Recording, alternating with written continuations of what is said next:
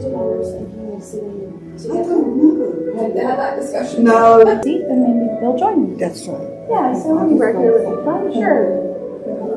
You're welcome.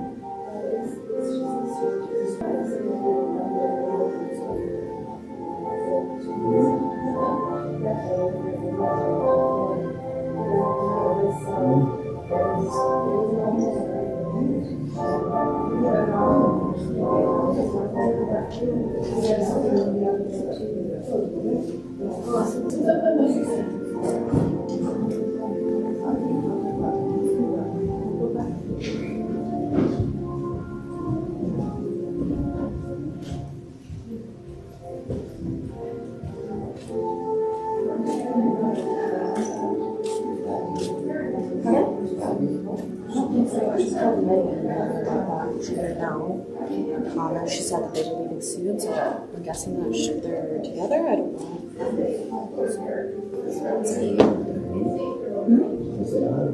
Yeah.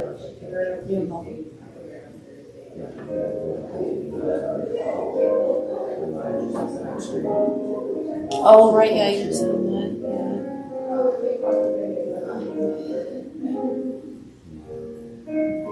Sounded on the phone, so she used to.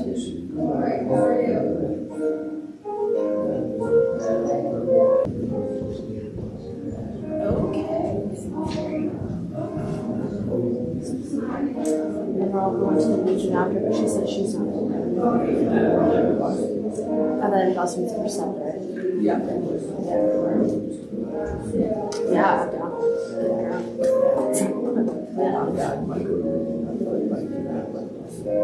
I'm just oh no.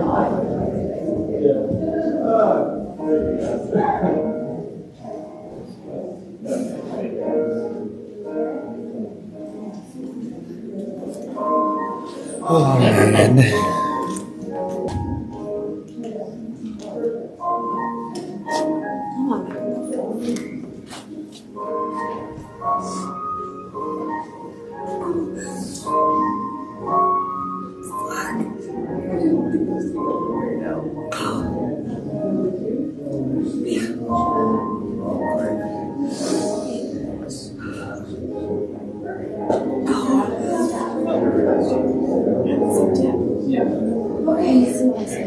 I figured you were probably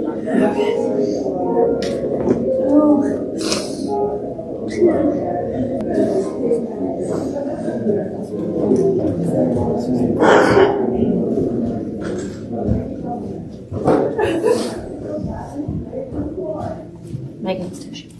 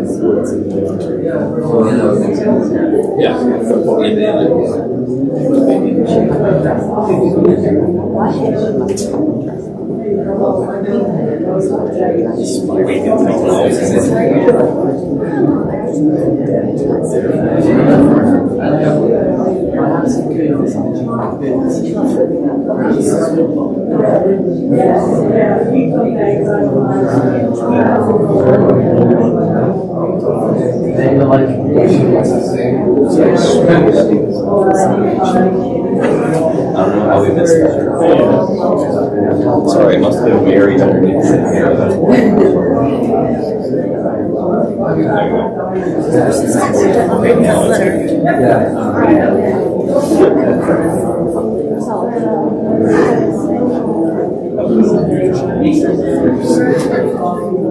stand by.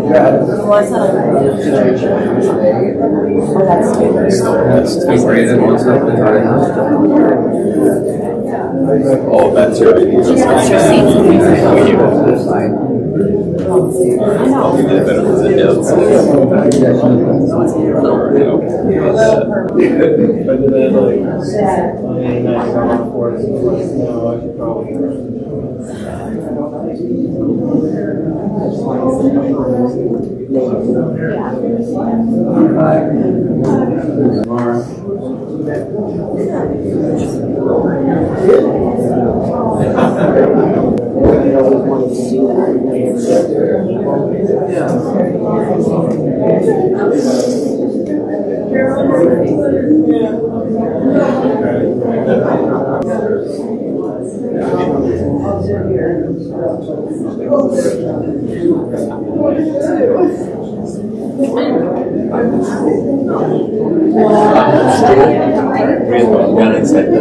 He's carrying that stroke there anyway. Drink out to speak. I know. She said he never washed it. Yeah, I'm still to him.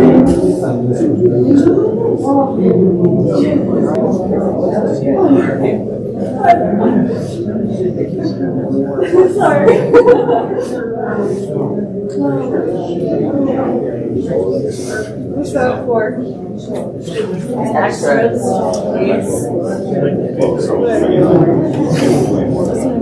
It's just coming today.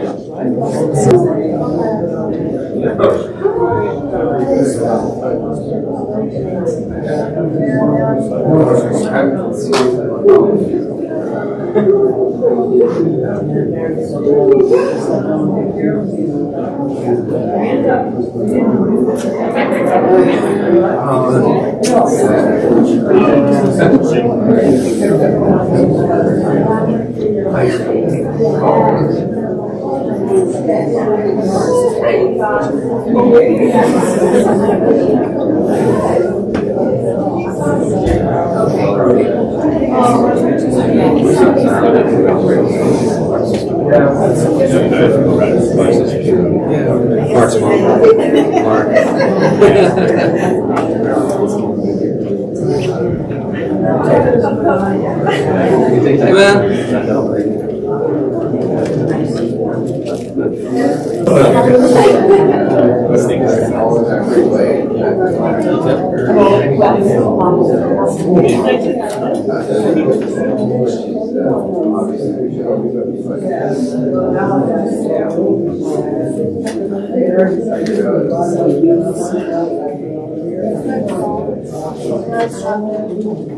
I know who wins.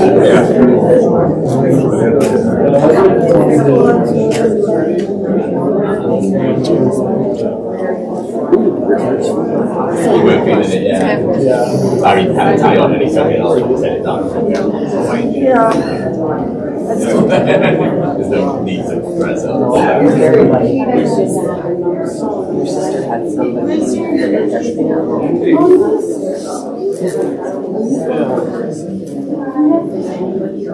Yes.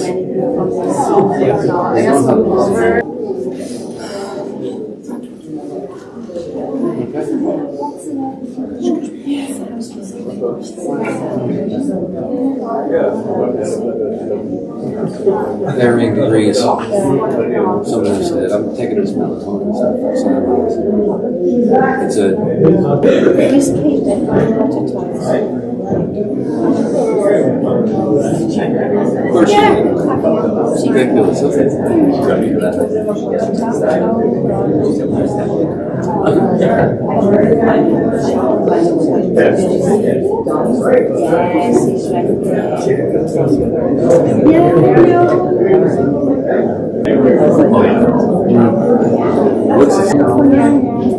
That's exactly the same. It's there's almost my mom. Yeah, we're sitting back there. Have you read it?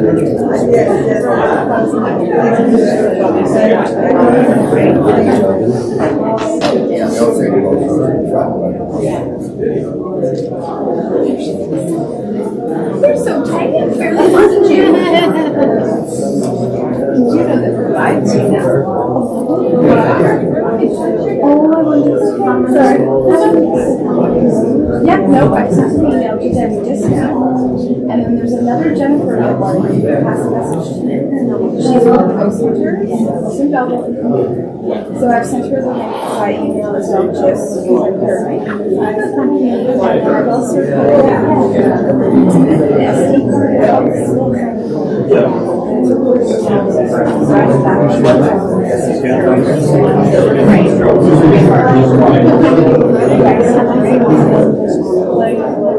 Oh yeah, I've got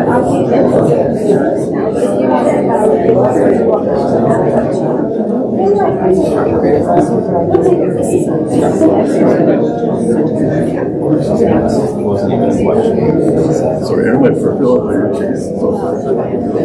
That's why I'm like,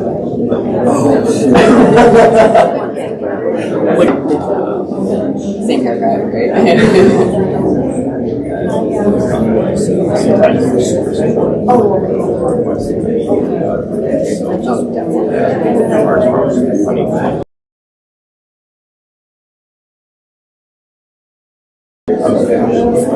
that was just it. My friend was it's just so expensive. Just cheaper for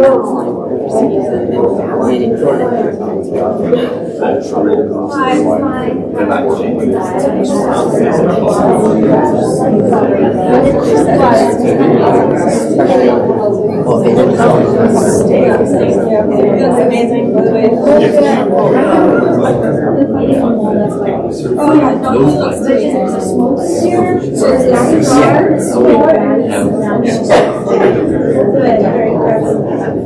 Oh, is it the same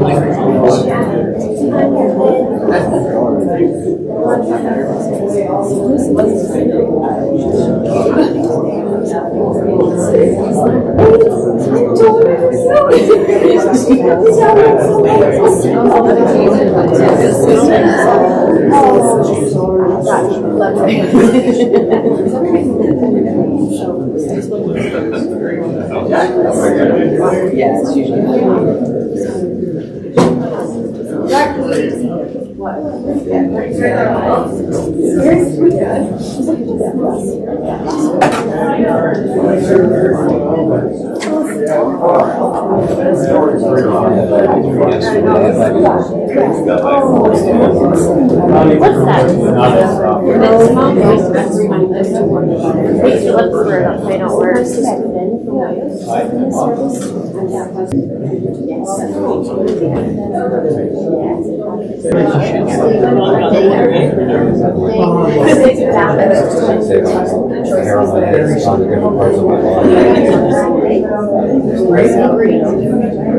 You're telling me that you're going to need help? I don't know. I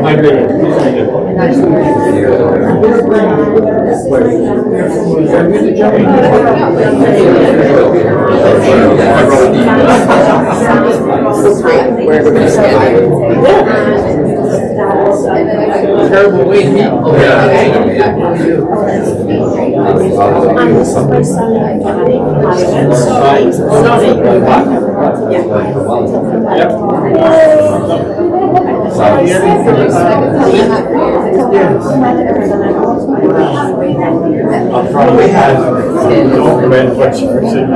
I was waiting forever yesterday.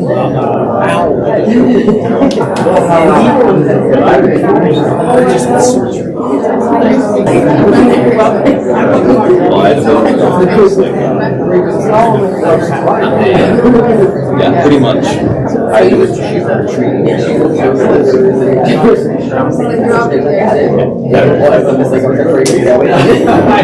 That's why it's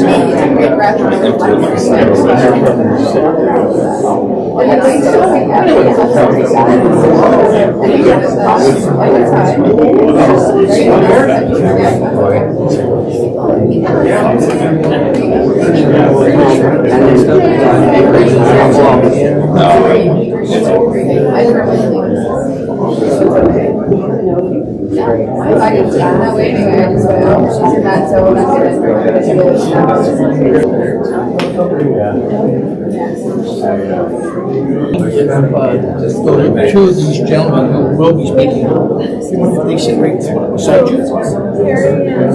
Terry and Liz. You're fine. That's fine, yeah. I'm one. Nice to meet you. And you? I must be blocking the camera. Nice to meet you too. Well, it's not. What? Sorry, where's the garbage? Mother, nice.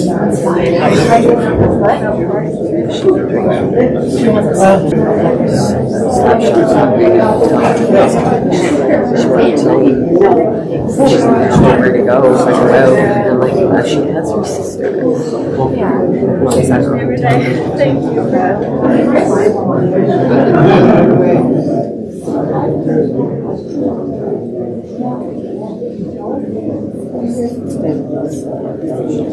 Like, she had the dress that seemed to be longer on me, she was not.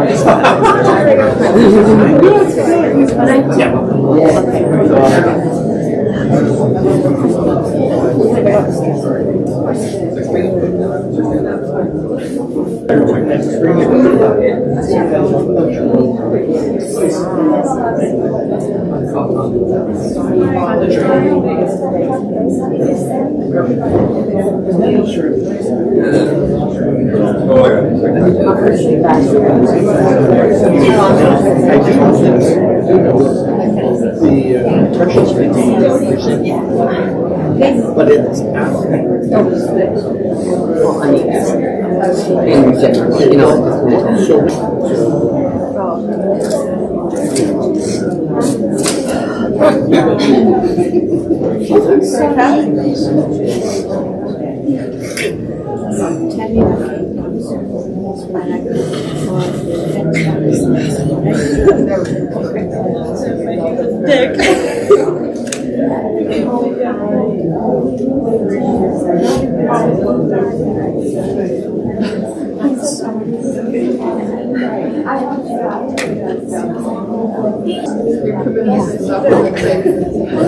You know, so yeah.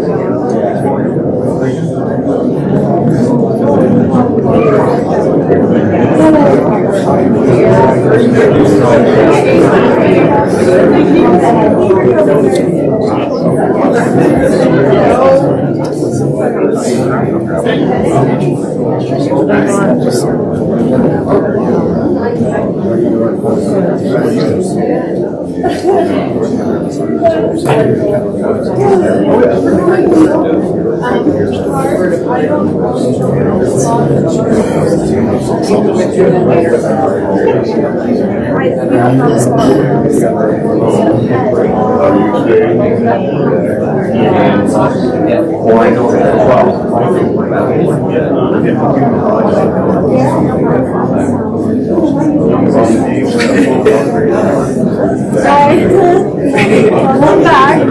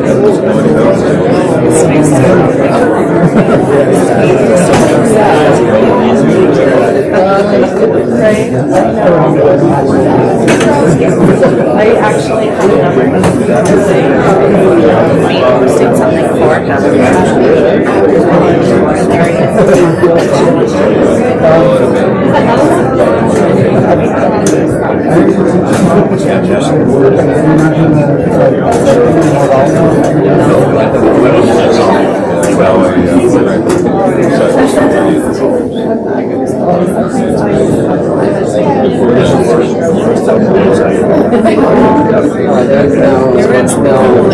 just had no, salsa, no. So yeah, I would say, oh my gosh, yeah, but that more character. That was the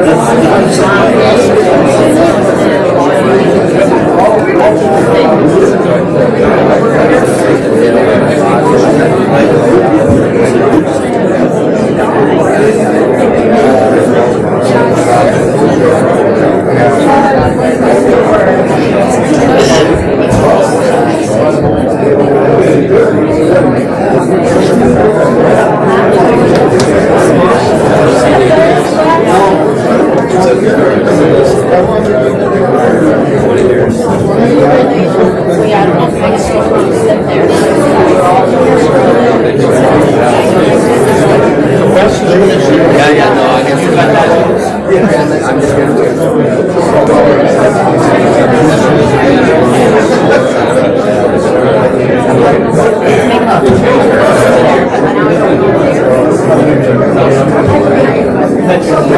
Yes, you did. That's what I'm sorry about that. I'm sorry about that. So, Brenda, what do you think?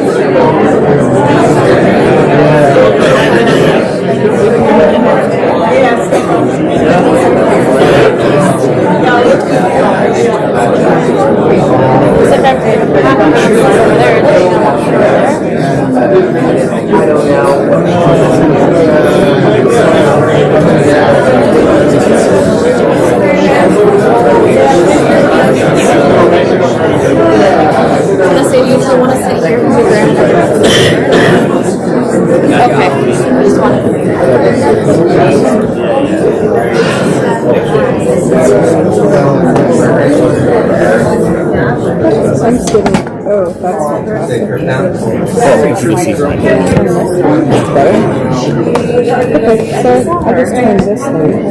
Oh, this one will give you a lot of choice. So, no, I can't see anything. Well, that's why I'm going to go. There's no way to back up. Unless we put it here. We'll have to come out walls. Yeah, I was going to say walls, so I didn't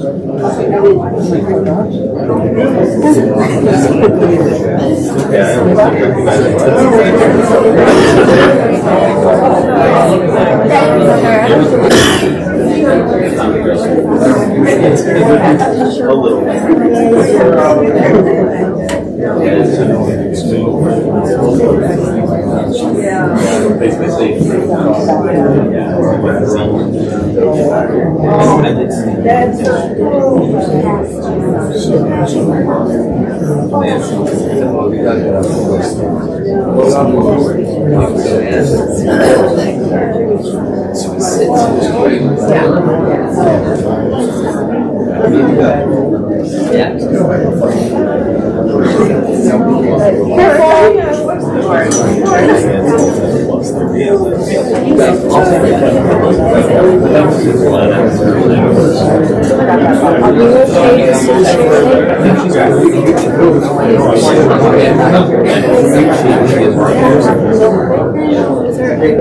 I know, but what if somebody's not there? Alicia.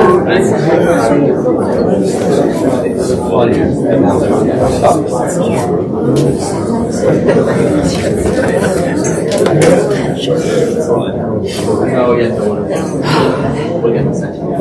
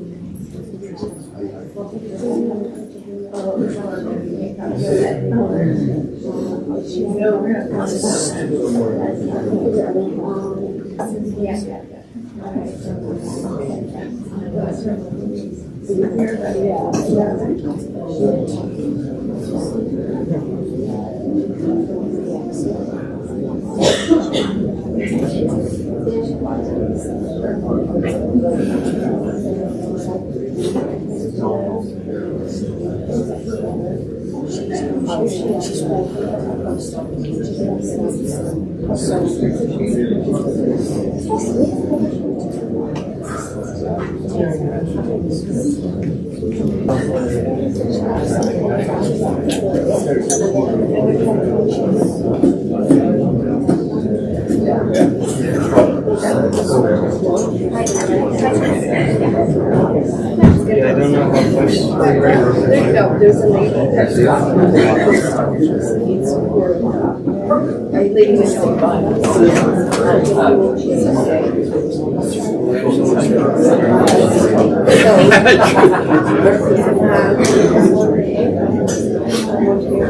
then we'll go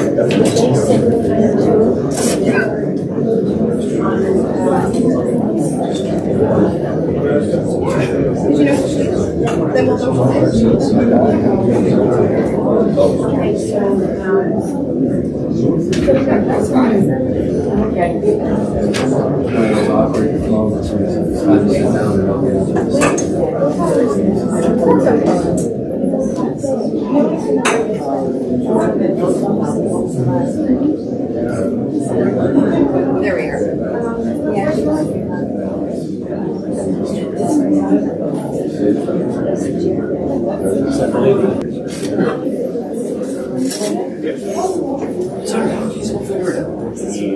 I know, isn't it?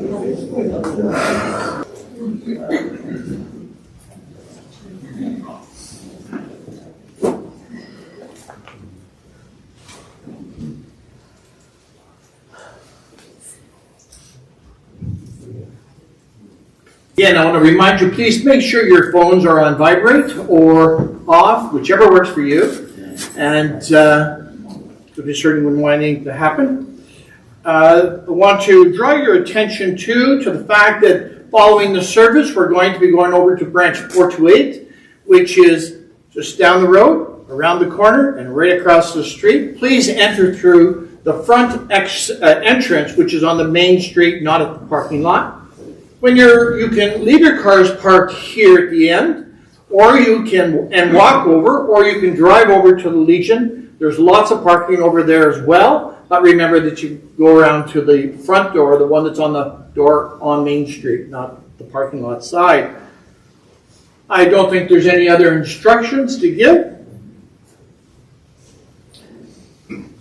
To the entire Thomas clan, on behalf of everyone present, everyone who has come from far and wide, here today to extend our sincere condolences on this great loss. Words will never be enough to mend the pain and the grief that you're feeling at this moment. But rest assured, it will pass as you recall over time the wonderful times that you had with Darren. On behalf of the family, I wish to extend to all of you their deepest sense of gratitude to you all for being here today, for the love that you extend and exude, and as part of your support to the family. Friends and family, we are called here to pay tribute and recognize and to say farewell to Darren Thomas on this, his earthly journey. We are all on that journey, aren't we? Your love and affection for him as a unique person he was. By your presence here, you acknowledge that you wish to remember, to cherish, to hold on to that special memory that is present in your life, in your role in his journey as part of your journey. So let us use this service to be enriched by it and use it as an opportunity to remember and to celebrate the times you had together. I recently heard it said so well by somebody else, much smarter than I. Don't be sad it's over. Celebrate that it happened. How true that is. It being the life of Darren Thomas. A life way. Do not let your heart be saddened. Rejoice that you were with him. in the most simplistic terms, celebrate that you had a chance to know each other, to have laughed together, who shared stories together, to have learned from him, to have been loved by him, to be mentored by him. Because at the end of this earthly journey, this inevitability awaits us all. Every one of you, including me.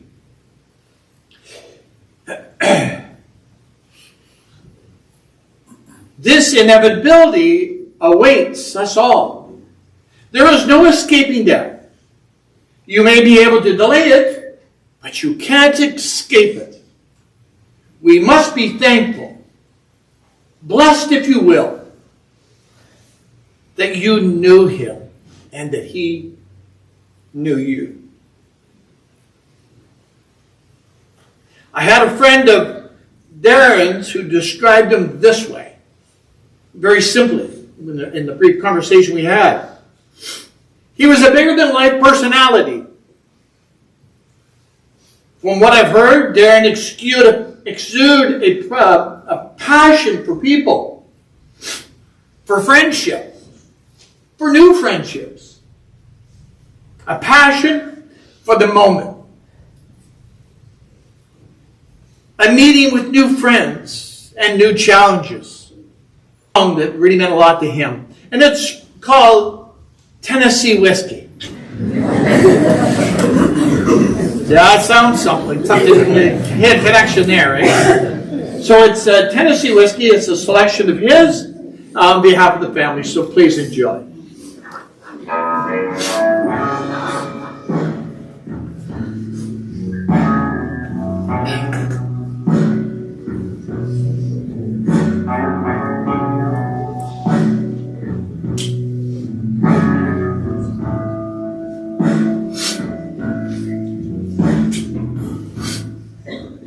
Used to spend my nights out on the road.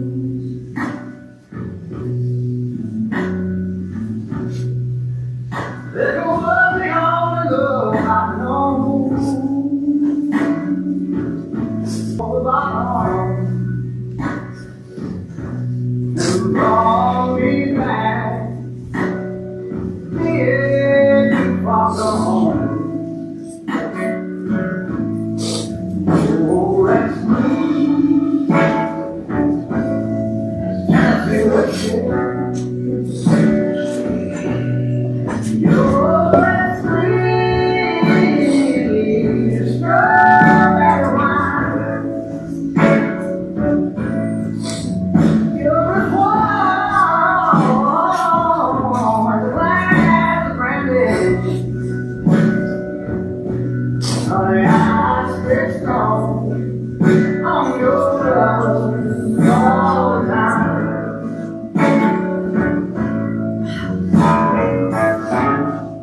I look for love in all the same old places.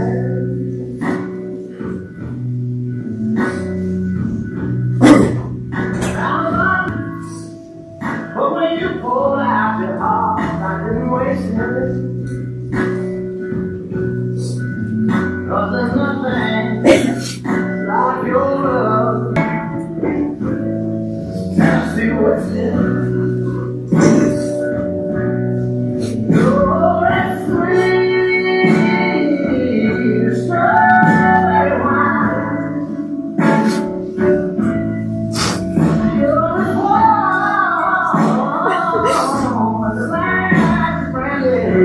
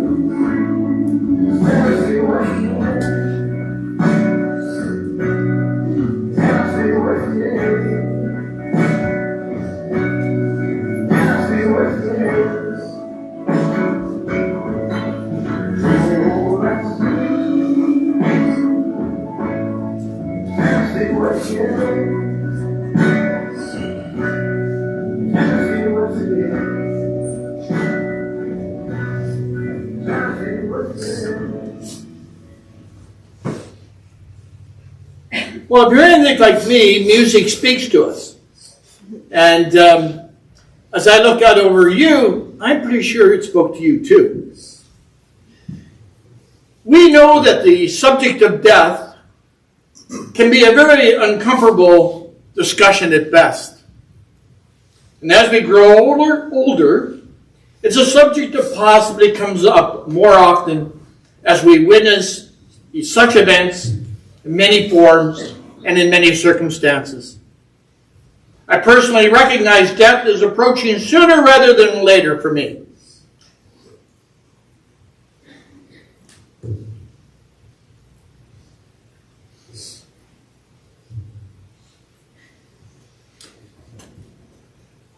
Having your lifelong friends or family member die before you can be a very difficult place to be. But losing a family member, and especially a child, can be particularly heart-wrenching. The suddenness of death throws one totally off track, like a train. It challenges our emotional stability and generally our spatial awareness. We look for profound answers, most to no avail. I know I did when my niece bolted from my hand and was immediately killed by a car, 5 years of age. I'm sure that I did what everyone does. I wasn't different. When they're faced with tragedy, death, I yelled, I screamed, I cried, I blamed. And I yelled and blamed some more. I looked and I scoured the earth looking for explanations, but found that it wasn't the driver's fault. It wasn't my fault. Sense of loss, like we're feeling here. Guilt steps in, it beats us up. It spits us out. Today, I'm 100% sure that what conquers grief, if it isn't faith, is the reliance on those we love and those who love us. That's what it is. It is the reliance on those we love and those who love us back. It is about coming to terms with the fact that our fragile existence, called life, is directly related to what, and knowing that what lives must die. In every respect, what lives must die. The moral of these thoughts, and it almost sounds like a cliche, is to carry the beauty with you. Carry the essence of the person with you every day. Be assured that you will arrive at a place where you'll be happy and overjoyed, present in the moment, engaged in your life. That's what you have to do. And you will arrive at a point where you will speak with him in the present, proud of him. Remember this and keep it close. Remember this and keep it close. To live in the hearts of those we love is to never die. That is the truth. To live in the hearts of those we love is to never die. You may have seen this wisdom on a headstone someplace. I am confident that Darren is in your hearts. You have so much to cherish, and we're going to hear a lot more this morning. Or this afternoon, I guess it is now. After all, Darren wasn't your average guy. I heard some giggles here.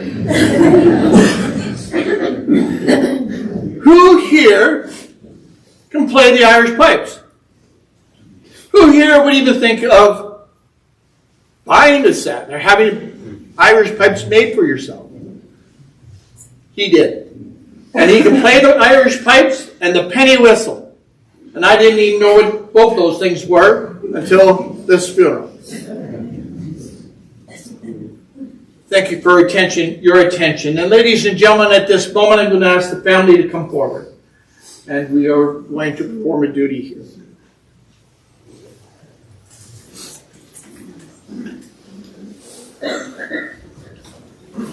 So please take this time to remember Darren as you wish to remember him.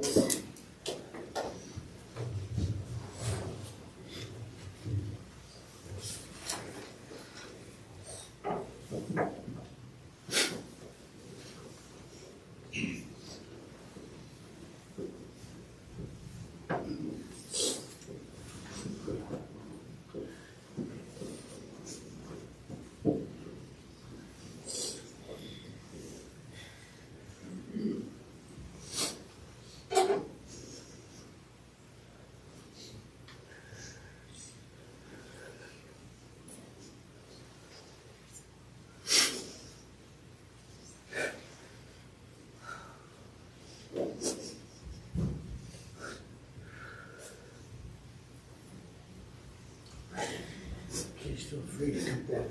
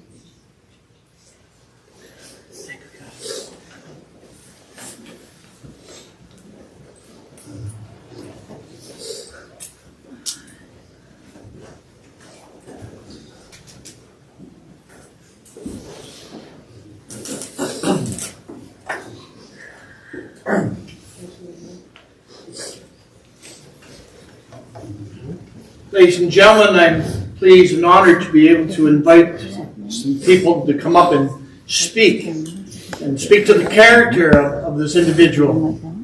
And I know that they have a lot they want to say. So I would first invite Terry Boyd up. Terry worked with Darren for approximately 10 years in the correctional. See many members here today, a very special group of people who work within that system. And Terry, I invite you up.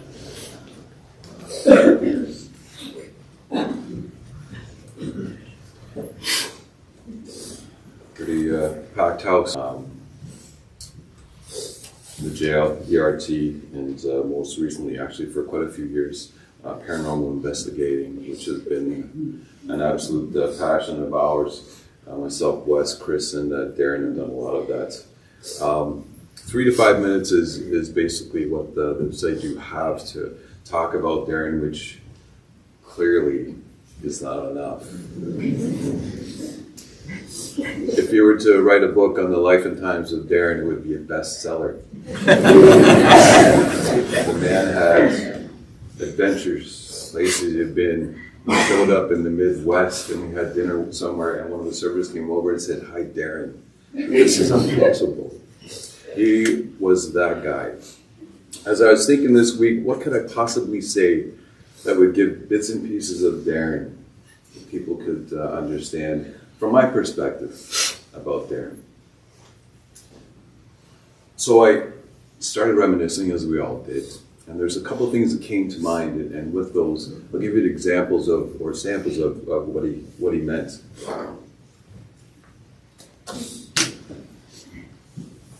We did a couple TV pilots, some photo shoots and whatnot. We'll have like the cap and we'll do the shirt and we'll do it up real nice. We'll make it really, really good. So I took time and effort. I ordered my stuff on Amazon. It came back. It looked pretty good. Joan, who was with us at that time, the partner, she showed up. She looked great as well. Darren came in for the period piece photos. And when he took his jacket off, he was wearing a black t-shirt that had jaws.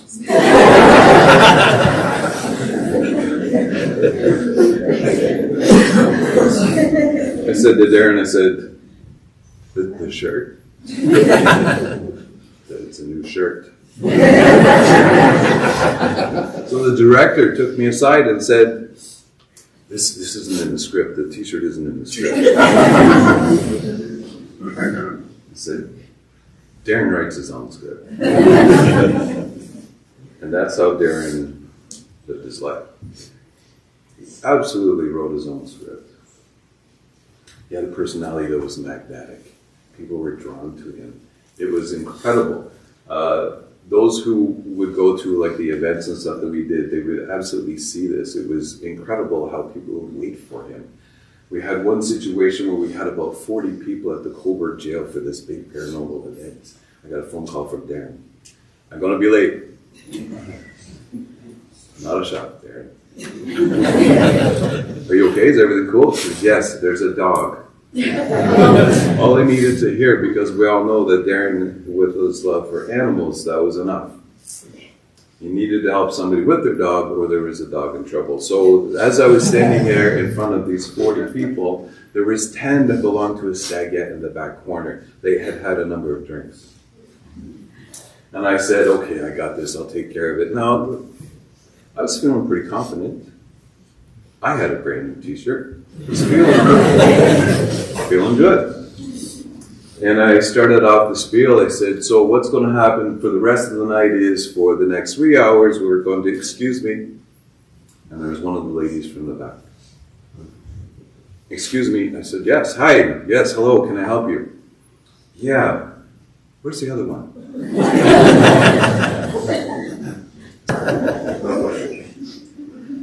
It gets worse. Because as I stood there, at this point, he's a rock star. I took him from rock star to superstar status in one sentence when I said he's actually helping a rescue dog. I've never in a million years heard so many ahs. His personality was magnetic. He didn't even show up there, and they were looking for him. The one thing that I would also add is he was very real. He meant what he said, and he said for a seminar. There's 15 people in the seminar. It was a horseshoe kind of setup, and we were at the front. And what she believed was 200 spirits who lived in her basement. I said, that's quite the statement. But she believed that because there was orbs in this 5-second clip, that she absolutely had a spirit party going on in her basement. So she started to show everybody, this is my clip, this is my proof. Now here's the thing, in the paranormal world, orbs are contentious. People see orbs in pictures and believe that it's a spiritual manifestation, when 99% of the time it's a watermark, it's a light flame. Because people like to have that connection with the spirit world. She believed that there were 200 spirits who wanted to be in her basement. So when she started to bring around all this is the second most pause I heard in a long time, people who were excited about this, working on a K2 meter that we had, she put it down in front, she said, check this out.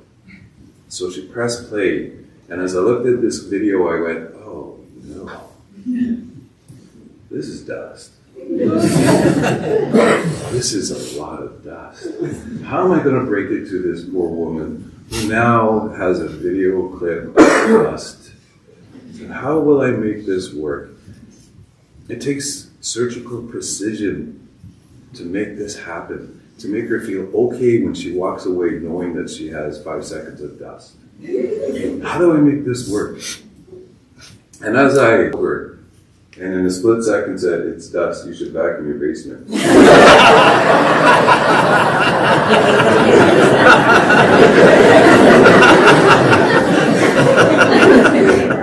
That was the knowledge, not the surgical precision. And at that point, and here's what Darren brought to the table. If I had said that conversation would have been a lot different. How it was received would have been a lot different. But because it was Darren, she politely looked at him and said, I should probably wear a sharp t-shirt. But he had compassion, as Wendell has mentioned, and I think everybody knows that. He talks about law enforcement officers, and he has society basically broken up into 3 groups. And a lot of my fellow brothers and sisters know what I'm talking about here. There's a clip that I like to read. If you have no capacity for violence, then you are a healthy, productive citizen. This is a sheep. Average person, normal person. If you have the capacity for violence and no empathy for your fellow citizens, and that means that you have a deep love for your fellow citizens, and this is where Darren absolutely takes the cake. That means that you are a sheepdog, you're a warrior, someone who was walking the hero's path. Darren had compassion for everybody. If he had a fault in life, it was that he loved too many and too much. He was a solid, good man, and he will absolutely be missed. The afterlife and what we think in terms of the afterlife can be tricky business, but if you can work with me here for just a second, let's imagine that Darren did cross over, and when he crossed over, there was a guide there for him, and the guide walked up with him to the pearly gates, and there's St. Peter. And he has a ticky box of things that need to be dealt with when Darren walks up with his spirit guide. And just before he speaks, Darren says, hang on a sec, there's a spot in the back. It looks like Ecuador. And St. Peter says, it doesn't actually work like that here. Darren, you...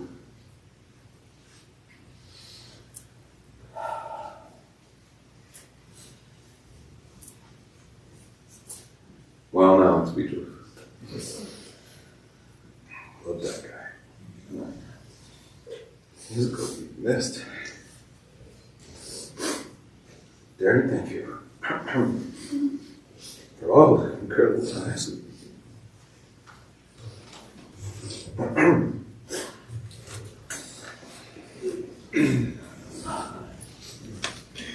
Thank you, Terry. I was reminded, listening to the population here in Sheriff, who know Frank Sinatra, right? And you know the song that he wrote, I Did It My Way. And that's what I got. I got that real feeling that you're trying to tell us he just lived life. He wrote his own script. He wrote the book. And what a great story. Wes, I would call upon you. Wes, please.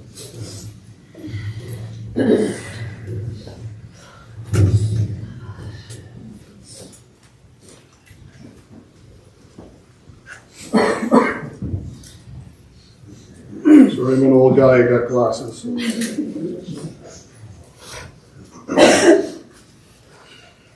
Well done, Terry.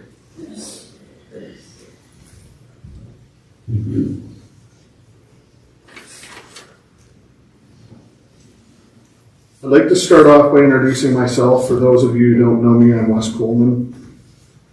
I've got everything on paper here because I don't have the poise to do such a thing as Terry. So I put all my ideas down on paper. First, on behalf of the Guard of Honor, I would like to thank the family for having us here. It was so nice to get to know some of Darren's Welsh family and Irish and meet his brother Barry for the very first time. And Pat, thank you for your hospitality. You are an incredible person, and Darren was so lucky to have a mom like you.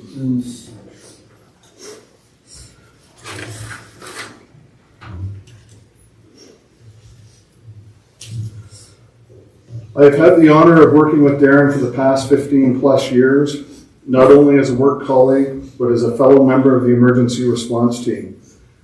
He was also an original member of our paranormal team, COPS.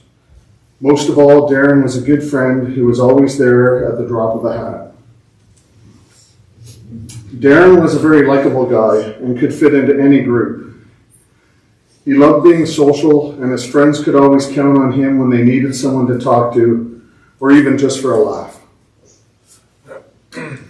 As a member of the emergency response team, he was always well respected and became a trainer during his tenure. He loved the team, and it gave him great pride to work on it. He loved the camaraderie among the men, and the men reciprocated. He was always soft-spoken, but it wasn't to be mistaken for weakness. He was always assertive, and new members looked up to him. Darren also had a great sense of humor, and his laugh was contagious. I can remember a time when one of the team members took his cell phone out of his hands while playing Candy Crush. And anyone who knew Darren knew that was possibly the most dangerous time anyone could ever do that. Darren chased him like a madman around the building. And at one point, I had never seen Darren run so fast. I remember Darren full out tackle the phone napper and wrestled him until he gained control of it. Darren had a deep soul. He was always curious about the afterlife, and we had many conversations about it.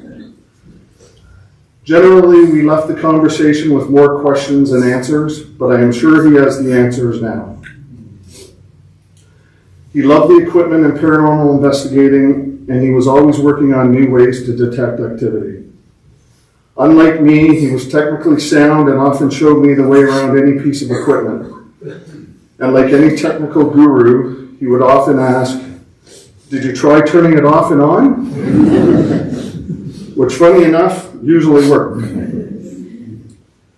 Along with Terry Boyd and Chris Levine, we had some amazing times helping and exploring paranormal hotspots across North America. The most memorable visiting the Stanley Hotel in Colorado, where the book The Shining was based on. Darren was in all his glory there.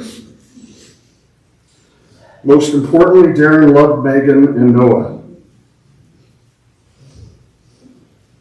He was so incredibly proud of both of you and talked about you often. I'm sure he'd want you to know that he'll always be with you.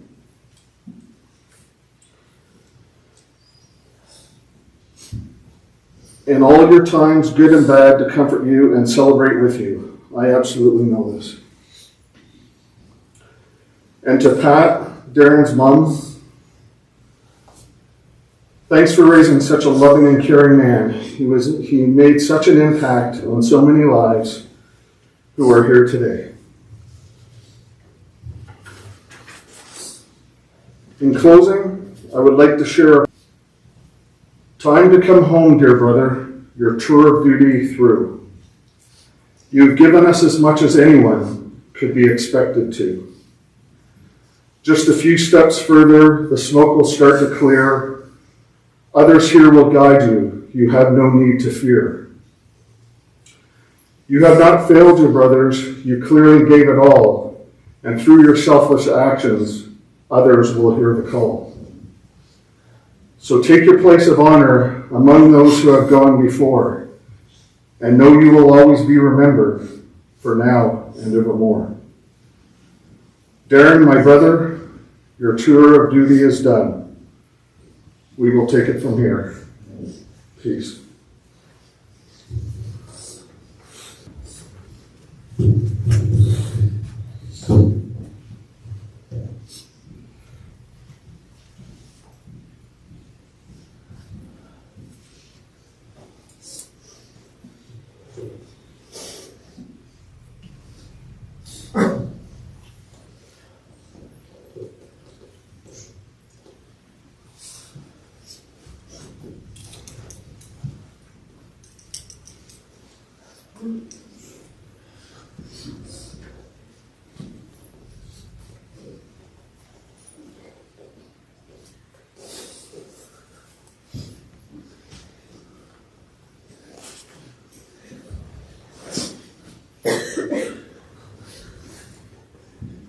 This is on behalf of the Correctional Services of Canada. This is the flag that was flying the day that Darren passed away. We want you to have it and remember him.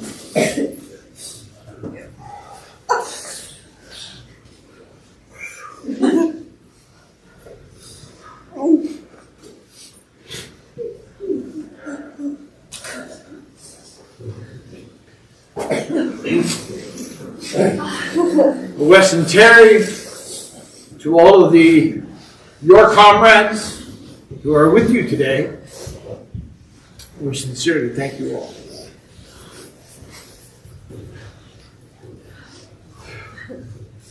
Are there any other comments that somebody would like to make? Maybe possibly rise where you are and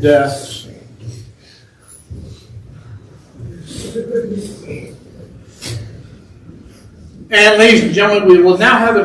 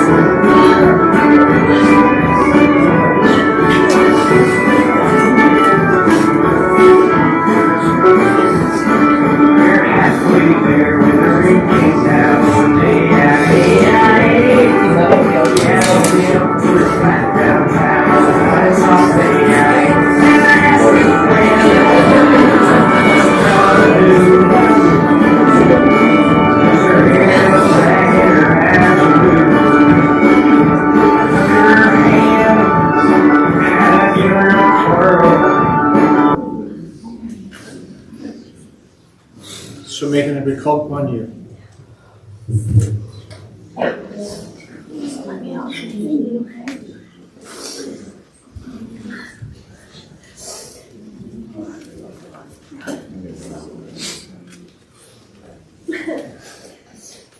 I know as the daughter, I'm not really supposed to say anything. But it didn't feel right to not say something.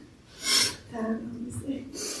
He was with me during my darkest days, so it felt right to do this today. And you know he's here with me now to do this.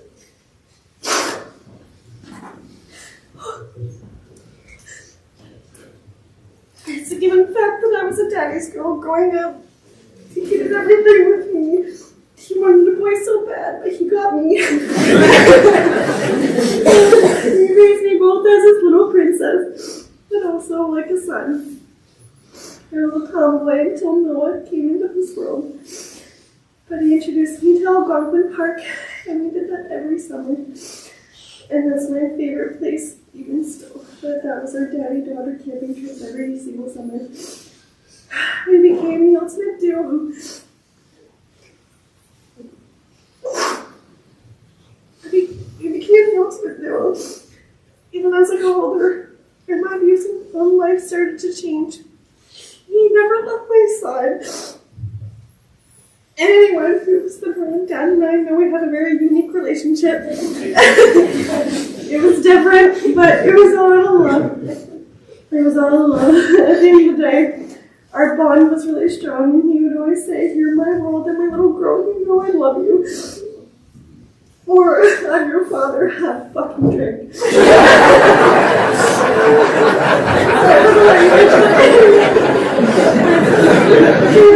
He was ultimately my biggest fan, my best friend, my protector and guide in his life. And I'm left with the biggest hole in my heart. And I'm thankful for everybody that made me here today. When I was a baby, I was very sick in the hospital, constantly. And one of these times, in case anything ever happened to him, he wanted this letter. And I'm going to share this with you guys now.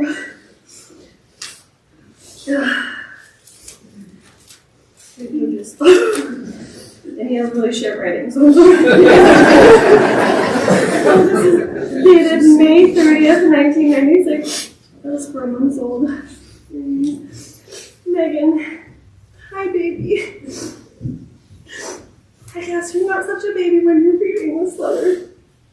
I've been meaning to write this letter for months now. I've been really busy with work and, of course, looking after you. And I wanted to write this to share my feelings with you in case something ever happened to me.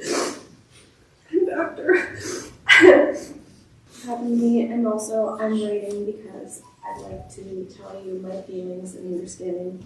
Where to begin? I guess I'll start by telling you what you are like right now. You're 4 months old right now. You're laying beside me in your car seat sleeping. You're sick again.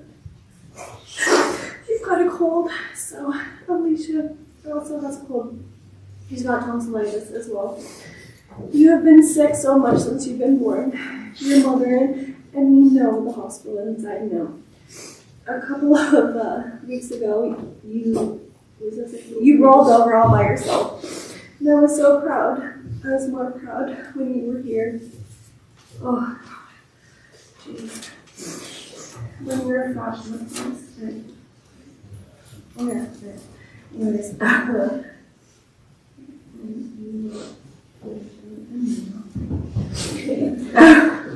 It's red as shit. Oh, Zach. Okay. When you were born, I just want everyone to know that this is my beautiful baby girl. I'll be honest, I was hoping for a boy.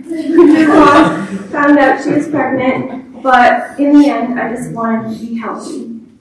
Even though you were a girl and I'm outnumbered 3-1, I wouldn't give you up for anything. Right now, you are a happy, smiling baby. It's hard to know when you're sick because you smile so much. When you smile, it touches my heart. No matter how bad of a day I've had, it makes me so happy to see you smile. I promise I'll do everything I can to make you happy and smiling. 23 days until your mom and I get married. I'm sure her and Alicia will look beautiful. I love them very much, and you're lucky to have a mom and a sister like them. Your mom has quite the genes to have 2 beautiful daughters. I hope I will be a good father to you, and probably when you are reading this, you are at the stage in your life when things are starting to get a little complex in your life. If you don't mind, I'd like to give a little fatherly advice. Oh my God. I love it. Oh, try and keep your life simple. Don't let things interfere with what you want and your happiness. Just try and be the best person you can be. Stay in school. Stay away from drugs. They won't make you any cooler. They won't make you a druggie. Take any experiences. I would go on and on, but I want there to be some things you'll just have to find out on yourself. But the most important things you can remember is that your dad loves you. Always, very much no matter what. And always be there for you to listen to it through your problems. I've got to go now. I have to go to bed before you wake up. I love you. Love, Dad.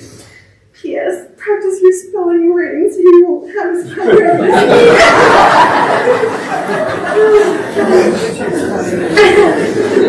My dad will live on through me. I look like him. I have his laugh, and he always let the thought that I'm half of his crazy DNA. Unfortunately, I have his humor. I'm sorry. And I will not be a Basil Jones, but same person spelling too. Body, so I know he is already with me. Cheers, Daddy.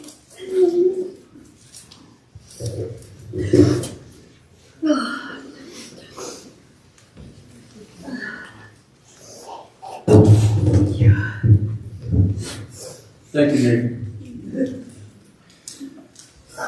Ladies and gentlemen, now we're going to hear from Stephen Winter to do the eulogy to Darren. And he's Darren's cousin and comes all the way to us from Wales, I believe. And I'm looking forward to that, and I'm sure the whole family is too. Please.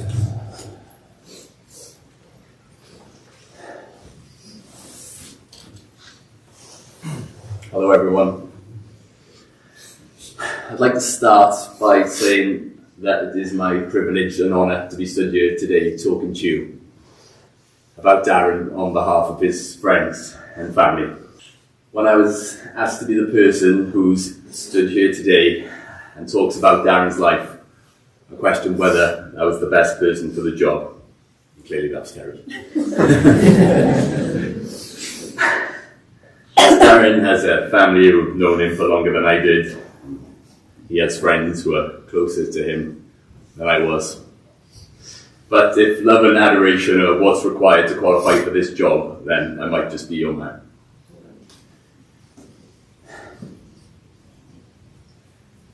They say that providing a eulogy is one of the hardest tasks you can undertake. How do you summarize someone's life into mere words? And even more so in this case, how do you begin to capture a life like Darren's? Well, I'm sure those of you who knew him well will agree. There are more stories you can't tell about Darren than those you can. He was a hell of a guy. If there's one theme that runs through Darren's life, it would be sharing. Darren was born to Pat and Roy in their hometown of Halford West in Wales on August the 7th, 1972. Big brother Barry had arrived 2 years earlier, and now their family was complete. The birth of a child is an exciting time for any family, but Darren's entry into the world was made all the more special by the fact that Pat's younger sister Lynn was recovering on the same ward, having welcomed her first son David into the world just a few hours earlier. When Pat and Lynn's mother arrived on the ward, she didn't know who to visit first. Twin cousins, as they began to be known, sharing their entry into the world. Pat, Roy, Barry and Darren would live in Wales for another 4 years before an exciting work opportunity arose for Roy to work with Ontario Hydro. Pat and Roy decided that Canada held a promising future for their young boys, and after some difficult goodbyes, they took the opportunity by the horns, and the family headed for Kincardine, Ontario. After one of the worst Canadian winters on record, they're all the worst, aren't they, every year? They soon settled, and the Thomas family in Canada were paid as well as gravy and cheese curd. Neither Darren nor Barry had middle names, and this was something that Darren was acutely aware of and keen to rectify. The new middle name, Clyde, after the Clint Eastwood orangutan sidekick in the movie Every Which Way But Loose. He even had school t-shirts with Clyde printed proudly on the back, and to this day people in Kincardine still know him only as Clyde.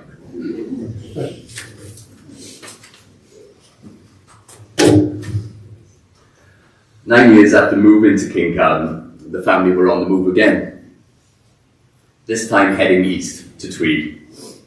Their new house on the Scutamata River provided the boys with excellent grounds on which to develop their hunting and fishing skills, as there wasn't a lot else to do in Tweed. To his palate for eating anything that he could catch. The local bullfrog population and bring him home to his dad, who would fry them in butter, and the two of them would enjoy it together. Darren met lots of new friends who would become lifelong friends, some of whom are with us here today. After high school at St. Hastings Secondary, Darren attended Loyalist College, where he completed the custom stream of the Law and Security program. At the time, there was a recruitment freeze, and Darren joined Auto Systems, where he worked for a number of years. Darren had an incredible. He completed his core training whilst maintaining his role at Auto Systems. He swapped shifts, used vacation days, and sometimes trained all day, and then worked the night shift, just to make the transition as smooth as possible. Darren devoted the rest of his career to Correctional Service Canada, and the family are honoured by the amount of his colleagues who have come to pay their respects. Darren met Melissa and daughter Alicia in 1995, and Alicia promptly became Pat and Roy's first grandchild. Shortly after, on 28th of January 1996, they welcomed their beautiful daughter Megan into the world, and Darren was once again smitten. Darren and Meg made a great double act, each both believing that they were the parent in the relationship. A photo of both of them sat on the edge of a cliff in Wales, but with nothing but a sheer drop below.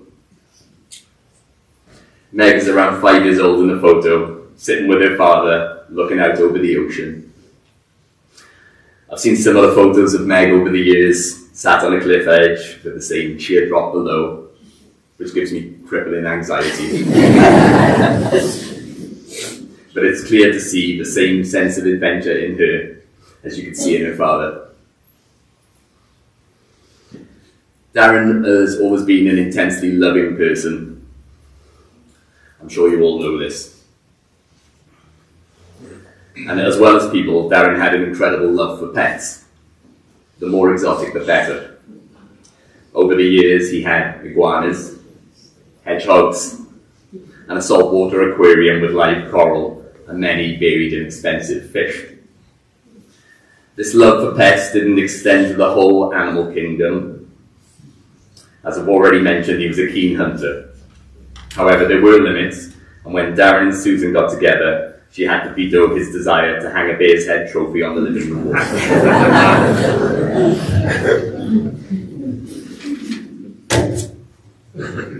Curtis was promptly brought into the fold when Sue and Darren got together, and their little family grew again. And shortly afterwards, Noah made his entrance into the world on the 18th of August 2003. When Sue went into labour with Noah, Darren was so excited and anxious to get to the hospital. He jumped in the car, grabbed Noah's bag, and ran for the Jeep, leaving Sue behind to carry her own bag and walk into the Jeep alone. And if any of you remember Darren's Jeep, you'll know that it came with no doors. Darren pulled off as soon as Sue sat down in the passenger seat, forgetting to wait for her to put her seatbelt on and causing her to cling on for dear life, just to stay in the car as he sped towards the labour ward. On arrival at the labour ward, Darren ran, grabbed Noah's bag, leaving Sue behind her in the car. I'm not sure what he thought he was going to do without her. Darren was so proud of all of his children, and he loved them dearly. Darren loved the night out. And the night out would usually start soon after the effects of the previous night out.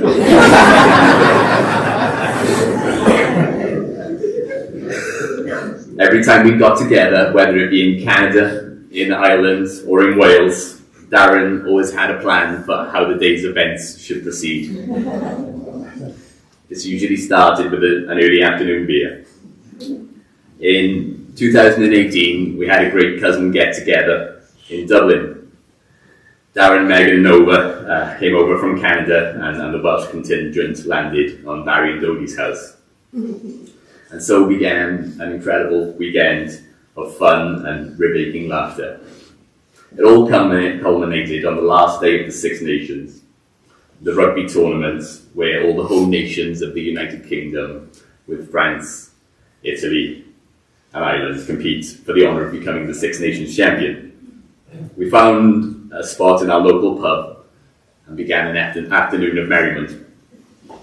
Noah, only 14 at the time, quickly found himself at the centre of a sports betting ring, with a Captain Morgan's rum in one hand and a fistful of euros in the other.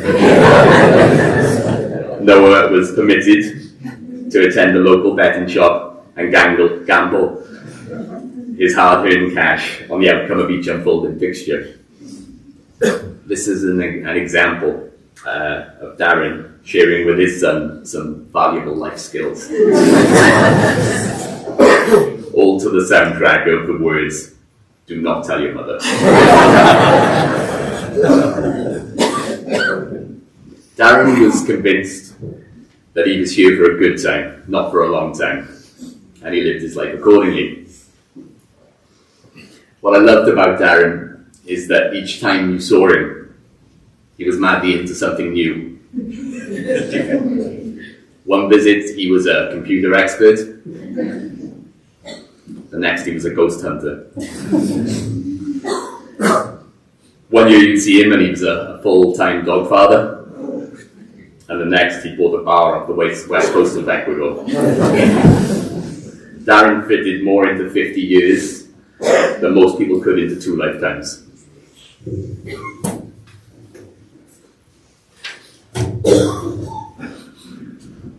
The one constant in Darren's life was his mother, Pat. She supported him in his many and varied interests, and she looked after him and his kids always. They had a great relationship, and they were extremely close. Darren and his brother, Barry, had a tremendous bond, which lasted throughout Darren's life, and they remained close even over a great distance. Although they hadn't lived in the same country for many years, they kept in touch and made a point of spending as much time together as possible.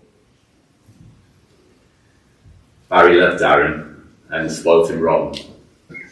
So much so that in 1993, he tried to talk his new wife Dodie into buying Darren a jet ski out of the money they received as wedding gifts.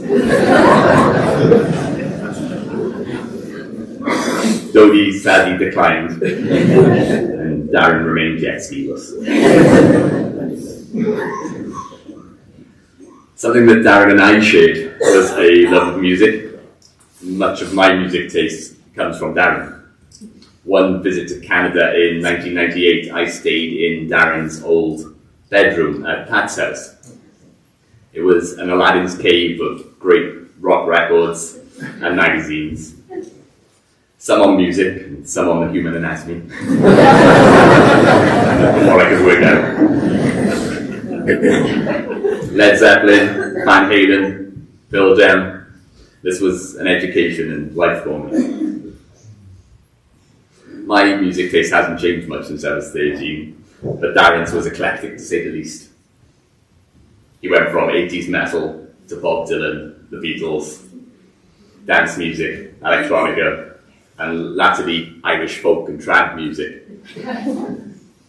which he became obsessed with.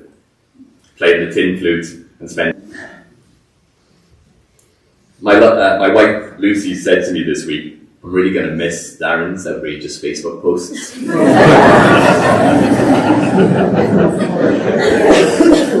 Really, a week would go by without Lucy audibly gasping, saying, "Oh my God, have you seen what Darren's just done?"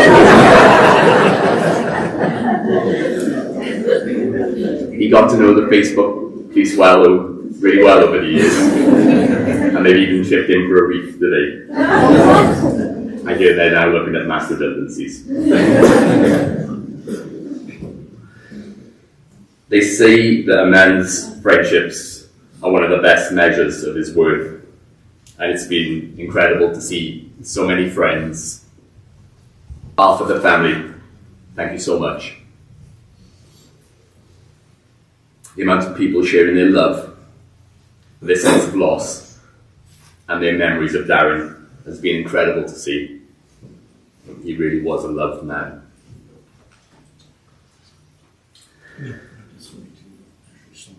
I shared some of my own memories of Darren on Facebook this week, which you may have seen, but I'd just like to share again here.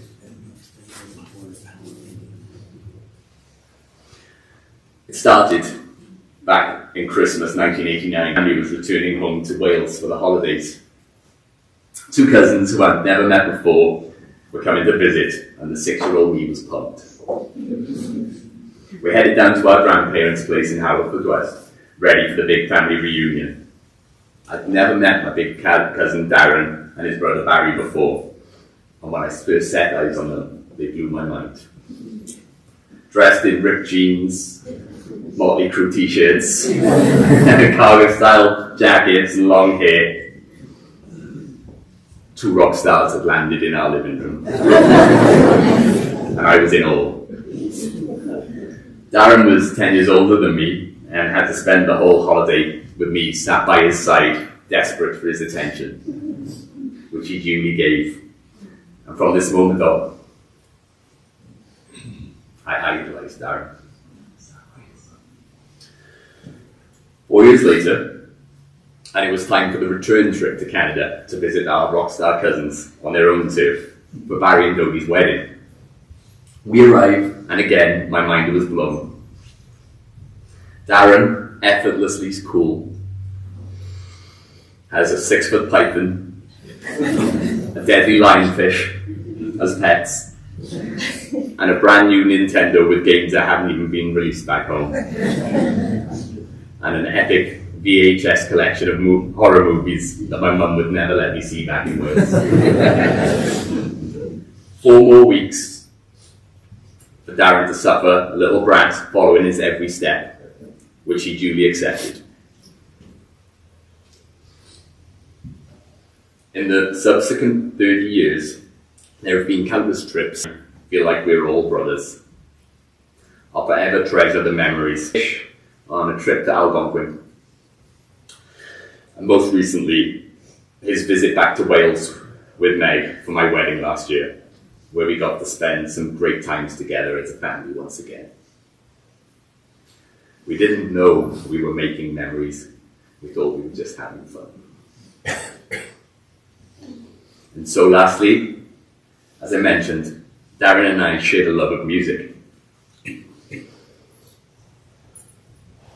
And if I could sum up my current feelings with a Pink Floyd song, it would be Wish You Were Here. If there was a Kiss song, and if Darren could choose a Queen song, then he would likely have chosen Don't Stop Me Now and tell us that the show must go on. And so on we must go, but we keep the memories and the love that he gave us. So until we meet again, our great son, brother, father, nephew, uncle, cousin, friend, we will remember you forever. We love you.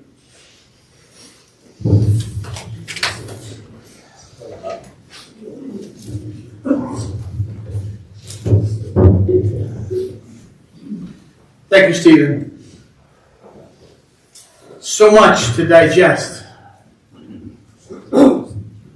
As we are nearing the end here together, again, I wish to extend on your behalf our condolences again to the family. And back to you, for being here today to share all that you've shared, and will continue to share after the event when you're at the Legion. I know there will be a lot more stories told. So as the Padre of Branch 428 Royal Canadian Legion, I want to thank the family for entrusting me with this great honor. Ladies and gentlemen, we're going to end this event in a particular way. What we're going to do is we're going to hear the playing of the Irish pipes. Sorry. Followed by, we'll listen a bit, and then what the family is going to do, I'll have them come to their feet. You'll remain seated, and we're going to exit. I would ask Terry and to yourself, Wes, if you would like to lead us out. And then, ladies and gentlemen, you can come at your leisure. If you wish to sit, you may for a while. And to join us, please, back over at the Canadian Legion, just down the road, just to the right at the lights. You'll see it diagonally across the road. Thank you very much. Thank you. I did. That's it.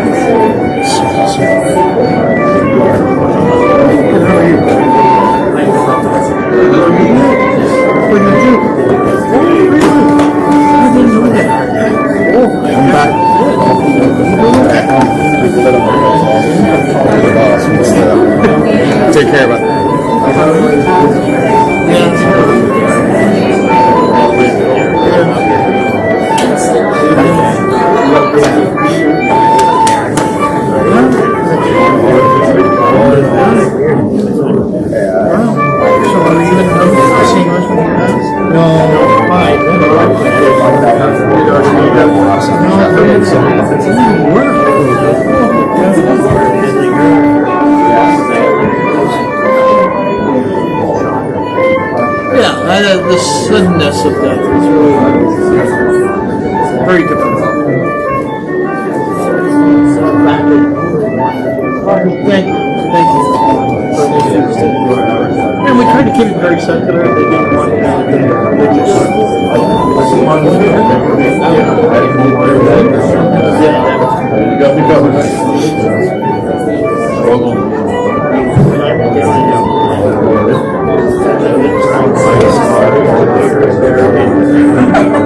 I know, I'm sure. Come on.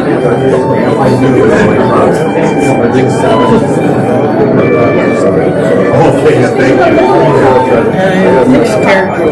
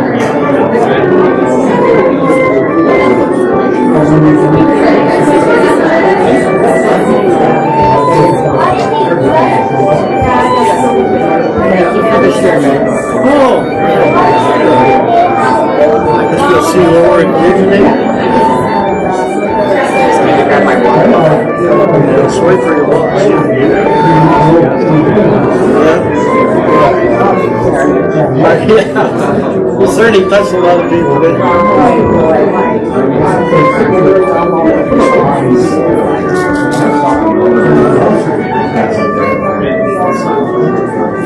How are you?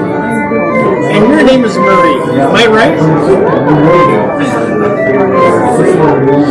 Well, I just met you a long time ago. I think it was someplace in Maine. You lived in the house right by the river, right? Yeah, I was when I met Donnie.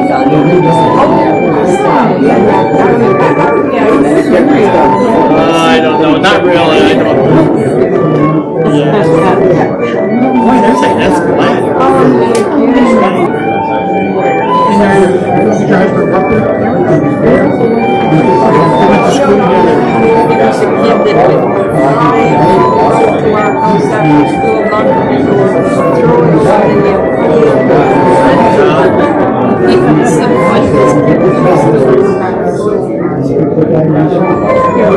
Well, there's a funeral next week.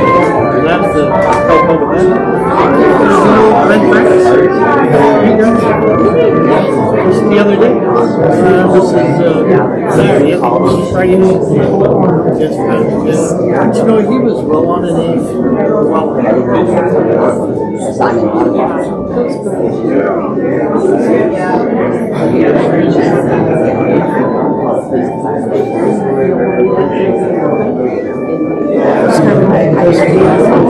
I bet you would. For sure. Yeah. Well, I guess the suddenness of this stuff.